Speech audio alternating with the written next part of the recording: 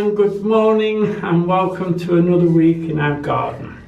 We're in the greenhouse today because it's very windy outside. We've had wind and sleet, rain all week. It's not been a nice week, so I haven't been able to get on the garden, but I have been able to do some jobs indoors. Now we're going to start with a retest on that pH because I got it all wrong and I want to make sure you get it right, okay? Right, now I've retested the sample on that bed C, which has come up about the same. Last week I told you that because of its colour green I would put lime on, which is wrong. You need to make it more acid, not more alkaline. Looking at the test, there you are, see it's a little bit darker than that, so it'll be on the next bar up, which is alkaline. The further you go, darker you go, the more alkaline it is. We need to be on the 7 or 6.5, around there somewhere would be nice. Okay, now then, having got all that done out of the way, I've been potting up the cucumbers this morning. They got quite big, so I want to get them potted and then put them back into the propagator. A little draft of cold air on a cucumber and it will fall down. These are them. You get 5 seed and I got 5 plants. I only want 2, but I've got other people waiting for theirs, so I'll give 3 away. But here they are. Look, always pick them up by the leaf, remember. I've made quite a hole in there. We'll just pop it in. And then this is good quality potting compost. I don't want to put anything not top quality on the cucumbers, okay? So I bought a bag of the best just for the cucumbers basically. The rest I'll mix down with some leaf mould and some spent peat and we'll use that into the normal potting. There's the cucumbers potted. I'll just water this one that we've done and then I'll pop them straight back in. A lot of people have been asking me how we water the seedlings, etc. I've got a sprayer that I keep in this greenhouse, also a can that is kept in the greenhouse so they're the same temperature as the volume of the greenhouse. Now you can pump it with just a little bit of pressure on it. I turn the nozzle so it's quite loose, and if I just spray over those onions you'll see. You see? And that's how I water my seedlings, and in this case the onions. I do it about once a day just to keep them moist. Now the cucumber, don't spray over the top, so we just gently press the water around, okay? I always do this all the time for the cucumbers. So that's how I water my seedlings. I'll put these back in the propagator and then I'll just show you around what else we've got in there. There's a little bit of kohlrabi in there, just breaking through. I've got some spring onion guardsmen. I wanted to get a kick and get going, so I popped those in the prop. Leeks are in, coming up nicely. Tomato, yellow delight. I put some lettuce in to get a good start, and then we'll take that down to that frame when it gets a little bigger and we'll harden it up obviously. In the other little prop we've got these little boxes again. Another lettuce, that's little gem, which again I'll harden up and put into that frame. It's just breaking the surface. There's some red stalk celery there, it's coming through nicely. Some rainbow tomatoes, some crimson crushed tomatoes, they're all germinating there. Look. Sun gold, there's some sweet peppers there, some chili peppers there. That's moneymaker. It hasn't germinated awfully well. I think perhaps that seed was a bit old, I don't know. I'll probably reset moneymaker because I do like those down the garden outdoors. Tomato Gardener's Delight. This one hasn't come up at all. Look, that's a sweet pepper yellow bell. I'll get some more seed and reset that one. Stocky, that's hybrid, that hasn't come, so I just reset. The propagators, it's not a fierce heat under them, I only keep them low. But I tend to take the lids off in the daytime, especially when it's nice and bright like this. But I always cover them at night, and I put my fleeces on at night across everything, because this is not heated, and if we have a really, really cold night, it will get really cold. The beauty of these lean-to greenhouses, that through the day, this wall, which is a good foot thick, warms up, and at night it radiates back. I don't know if you can hear that, but there's quite a wind blowing out there. I'm certainly not going down there today. Those are the sweet peas, they're doing fine. When they get a little bit bigger, I shall nip the tops out and put some twiggy sticks in. The tomatoes that we set, they're doing fine. The Roma, we're struggling a bit. I think we've lost that one, and we're going to lose that one up. But it doesn't matter, because it's plenty early. I can just reset if need be. Tomatoes, Alicante, they're tough as old boot. They'll do fine. There's some cabbages there for summer. Cabbages, calabrese there for the summer.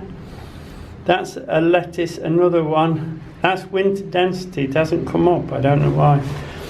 And these are some cabbages again for the spring and for the autumn, but I've only just set those. This is cauliflower. This is an all year round. Those will be potted up either today or tomorrow. And likewise there, that's cabbage Sherwood, which is that beautiful hard cabbage for the summer coleslaw. Damn fine cabbage, that one. The broad beans coming along nicely. These, I'll give them another week, which they'll be nearly covering the pots by another week, and then I'll start taking them out and hardening them up, because I want those in the garden. Onions are coming along nicely now. What you'll find is when they start to grow, they'll push themselves up a little bit, because they'll put the roots out before they put the tops on. Tagetes, lemon jam. I want to put these in with the vegetables to keep the green fly down a little bit. I'll put those in with some marigolds, and I'll show you some of the other flowers I'm going to set down there as well for the insects, but also some of them, like the tagetes and the marigolds, that will help keep the green fly, etc. down. They do actually work. The beauty of this one is that it's got that nice lemony sort of smell to it, so it's got a lemony sap. You're good in for digging in as well, because it purifies the soil a little. Now, because I couldn't get out in the garden this week, I've made some more quarter seed trays, which when you're setting a small amount, is just the right size. And then I made that to go with it, because it was raining and they had a piece of spare wood. I found that old handle and put that on, but that looks a bit posh, that one. Now I'll just show you the seeds I'm going to put in this week. We did get them all in last week. Some have already started germinating, and if the weather stays like it is, I'll probably make some more of these small seed boxes for setting the seed. I quite like them. Now these are some of the flower seed I'm going to put in. These aren't put down the vegetable garden. It will help with the insects and also make it look quite attractive down there. Now these are the vegetables we're going to set this week. Still going to put the parsnips in. It's far too windy for me to get down there at the moment. They'll be in one of the raised beds down the bottom. Brussel sprouts I'll put in. I'm looking for about 20 plants. These are the Brussels sprouts we grew last year and the year before. We like those a lot. Now it seems we're putting quite a bit of cabbage in, but I'm only going to plant about 6 of each. That's all I want, and I might do multiple sets of 6, so I haven't got a garden full of cabbages, so they'll be fine. That one won't be ready till late autumn, which is a Savoy. It needs a long summer to grow. The Hispy will be up in no time. It's a bit like a greyhound, but a little bit firmer. And Calabrese Marathon is a hybrid, but that's the Calabrese that you'll crop in the summer, which is a nice addition. Now I've got these pots. These are the fibre pots that we're trying to use this year. I had a job to find them actually. I think everybody's buying them. These I'm going to use for the cabbages. This is cabbage Sherwood. You see it's stretched a little bit, so I'll put them in these fibre pots. So what I'll do is just make a little bit deeper hole than normal. Remember, when you are potting on, it's always hold the leaves. These are just showing the next leaf, which is ideal, the true leaf there. Look, that's the seed leaf, that's the true leaf coming. As soon as it starts showing the true leaf, that's the time to pot. With them being a little bit stretched, doesn't matter, plant them a little deeper, they'll be fine. The other thing is, this one's bent, I don't know if you see it. We won't use that one at all, reject anything like that, it's no good. The compost I'm using for the cabbages, because 1 or 2 people have asked about this, what compost I'm using, etc.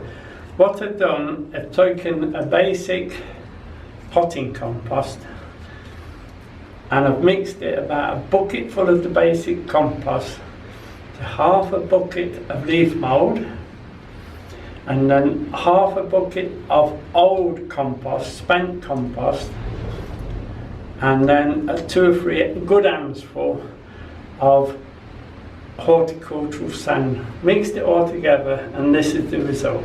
It doesn't want to be too strong for the cabbage seedlings, but what I will do, once I've got them potted up, I shall really tighten up the compost in these little pots without breaking them, so that potted tight. They like to have tight on the roots, the cabbages, and then they'll grow away nicely.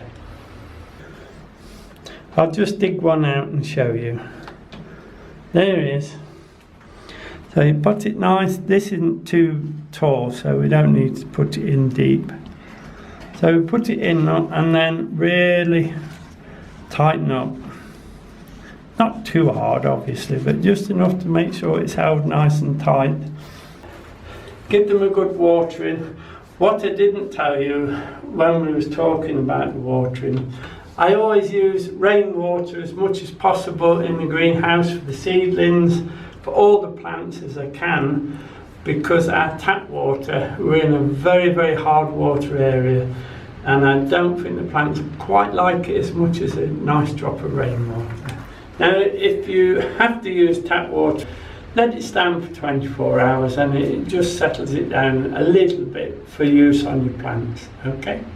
Right, there's the last 2 I'm doing now, and then that's the cabbage done. There seems quite a few here. I only want about 6, maybe 7, but I have a friend that will take the rest, so they won't be wasting. Okay, remember, just make them firm so they don't, that's it, and we'll get those watered now. Keep them in the greenhouse till they settle and put a little bit of growth on, and then I'll harden them up, and then we'll take them down in this tray and we'll put them in one of those raised beds that have got the insect mesh on, so they can harden up and get used to the outside conditions before they actually go onto the new bed in the new tunnel. Now there's nothing happened on the greenhouse site this week. It's been far too windy for me to do anything, so I've nothing to show you down there. I will go down probably later today and get a couple of those spring cabbage for the weekend, because they were very nice. So we'll have some of those, but it's, as I say, it's far too windy and cold to go down at the moment. It looks like this bad weather and high winds are here for the weekend, so it looks like a weekend off the garden, although the wind is drying out the garden, so I'd like to get on it, but it's far too cold and windy to get down there. So hopefully next week we'll be out on the plot. Now that'll be about it for this week. It's a nice short one for you this week. Many thanks for subscribing, we do appreciate it, and thank you for watching, and hopefully we'll see you next week.